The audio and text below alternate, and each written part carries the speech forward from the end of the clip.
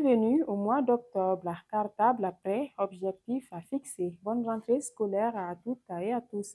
Dans l'actualité, en visite de quelques heures dans notre pays, hier, le président nigérien, le général d'armée Abdourahmane Tiani et son homologue malien, le général d'armée Yassine Bouita, ont eu un tête-à-tête et une séance de travail élargie aux délégations des deux États autour des volets défense, diplomatie et développement de la Confédération des États du Sahel, la AES.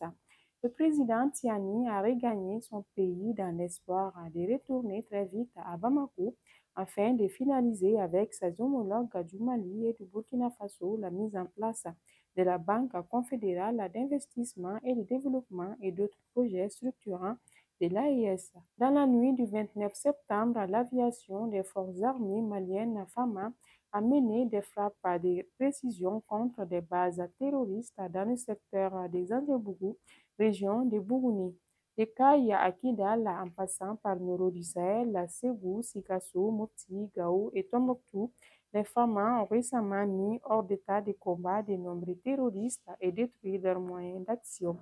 Selon la Direction de l'information et des relations publiques des armées, plusieurs refuges utilisés par les groupes armés terroristes pour planifier les exactions ont été détruits au cours de ces opérations. Après son intervention à la tribune des Nations Unies à l'occasion de la 80e session de l'Assemblée générale de l'ONU, le Premier ministre, le général de division Abdoulaye Maïga, a regagné Bamako hier.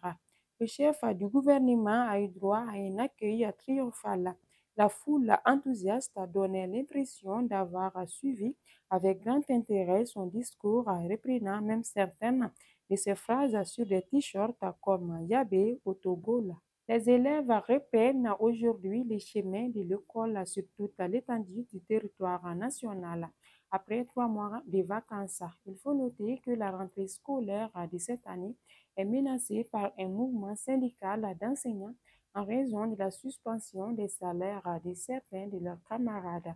Le ministre chargé de la refondation de l'État, Bakary Traoré, a assuré que des équipes mixtes seront déployées dans les régions administratives à partir du mois d'octobre prochain en vue de l'identification biométrique des agents non enrôlés.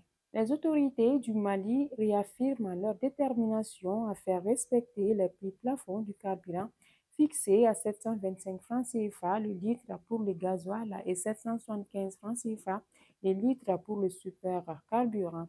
À travers le ministère de l'Industrie et du Commerce, des mesures fermes ont été prises pour lutter contre toute forme de spéculation et protéger le pouvoir d'achat des consommateurs. Dans ce cadre, la Direction régionale du commerce et de la concurrence du district de Bamako a procédé ce lundi 29 septembre 2025 à la fermeture d'une station-service prise en flagrant délit de non-respect des prix officiels. Les finales de l'édition 2025 de la Coupe du Mali de handball se sont déroulées lundi dernier dans la salle Abdallah Mahaman Aïdara du stade du 26 mars. Conformément aux attentes, les champions du Mali, les Sidi, des Kaya Dames et l'USFAS Messieurs ont honoré leur statut en remportant les deux trophées devant respectivement les deux formations du centre Omnisport de l'Afiaboukou sur le score 38-30 pour les dames et 34-21 pour les messieurs.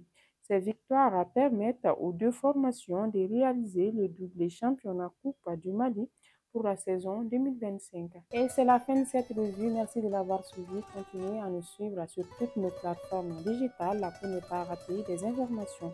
À la prochaine.